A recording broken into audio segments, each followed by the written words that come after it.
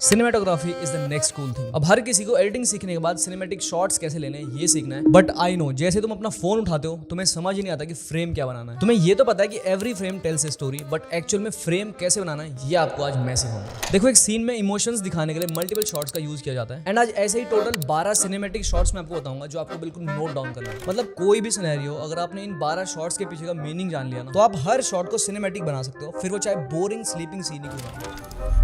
अब जैसे कि इसका नाम ही है एस्टैब्लिशिंग, तो ये शॉट हेल्प करता है किसी भी सीन को स्थापित करने के लिए। बेसिकली फिल्म मेकिंग में किसी भी सीन को स्टार्ट करने के लिए या फिर किसी लोकेशन को दिखाने के लिए इस शॉट का यूज किया जाता है। अब स्टोरी में ये शॉट ऑडियंस को 3 चीजें समझाने में हेल्प करता है। पहला, कॉन्टेक्स्ट, मतलब हमारी स्टोरी या सीन किस बारे में। एग्जांपल के लिए हैरी पॉटर मूवी का ये सीन जहां पर सभी बच्चे स्कूल की तरफ जा रहे हैं। इस शॉट से कहानी का कॉन्टेक्स्ट ये सेट हो रहा है कि अब आगे जो भी कहानी बढ़ेगी वो बच्चों या फिर स्कूल के बारे में होगी। और दूसरी चीज जो इससे पता चल रही है वो है कैरेक्टर एंड लोकेशन के बीच का कनेक्शन। मतलब उस लोकेशन पे कैरेक्टर को कैसा फील हो रहा है। जैसे इस शॉट में बच्चे एक्साइटेड एंड क्यूरियस दिख रहे हैं स्कूल जाने के लिए। एंड लास्टली ओवरऑल सिचुएशन का मूड कैसा है। जैसे कि इस शॉट में एक ड्रीमी सी टोन दिख रही है और साथ ही थोड़ा डार्क सा शॉट है, तो मतलब थोड़ी सी स्केरी वाइब है। तो बेसिकली एस्टैब्लिशिंग शॉट का सिंपल सा मतलब ये है कि वो ऑडियंस को कॉन्टेक्स्ट देकर स्टोरी को आगे बढ़ाने में हेल्प करता है। एस्टैब्लिशिंग और वाइड शॉट, इन दोनों में अक्सर कंफ्यूजन होती है क्योंकि mostly establishing shots wide angle lens से ही शूट होते हैं और वाइड शॉट तो होता ही वाइड से। बट मेनली वाइड शॉट का मतलब होता है कि ऑडियंस को लोकेशन के बारे में ज्यादा से ज्यादा इन्फॉर्मेशन देना। स्टोरी में क्या चल रहा है वो एक वाइड एंगल शॉट से ही एक्सप्लेन किया जा सकता है। जैसे कि 3 इडियट मूवी का ये आइकॉनिक सीन जिसमें तीनों दोस्त टंकी के ऊपर बैठे हैं, बेस्ट एग्जांपल है वाइड शॉट का। इसमें कैरेक्टर एंड लोकेशन को लेके बहुत सारी इन्फॉर्मेशन है और इसीलिए वाइड शॉट को ऑल इन वन फ्रेम भी बोलते हैं।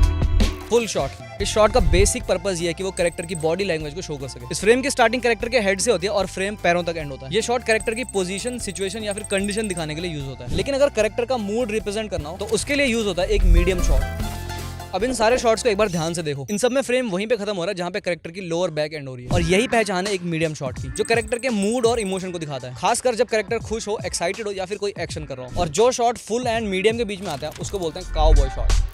कैरेक्टर के हेड से लेकर नी तक के शॉट को काउबॉय शॉट बोलते हैं और मोस्टली तुम्हें ये शॉट वेस्टर्न मूवीज में देखने को मिल जाएगा। स्पेसिफिकली जब कैरेक्टर एक गैंगस्टर हो जिसकी वेस्ट में पिस्टल या फिर गन रखी हो तो वहां पर ये शॉट यूज किया जाता है। मॉडर्न टाइम्स में फिल्म मेकर इस टेक्निक को यूज करते हैं अपने कैरेक्टर को कॉन्फिडेंट दिखाने के लिए। अब इसके बाद आता है मीडियम क्लोजअप शॉट, जो जनरली सिचुएशन को बिल्कुल नॉर्मल या फिर न्यूट्रल शोकेस करने के लिए यूज किया जाता है। इसमें कैरेक्टर के हेड से लेकर बस चेस्ट तक का शॉट होता है और इसको सिर्फ न्यूट्रल कंडीशन ही नहीं बल्कि जैसे चाहो वैसे यूज कर सकते हो। कोई कॉन्वर्सेशन दिखानी है तो ये वाला शॉट यूज किया जा सकता है। लेकिन एक शॉट है जो मेरे one of the favourite shots में से एक है, क्लोजअप शॉट। तो रिसेंटली मैंने एक शॉर्ट फिल्म अपलोड की थी पावर नैप के नाम से, जिसपे कुछ खास रिस्पॉन्स आया नहीं।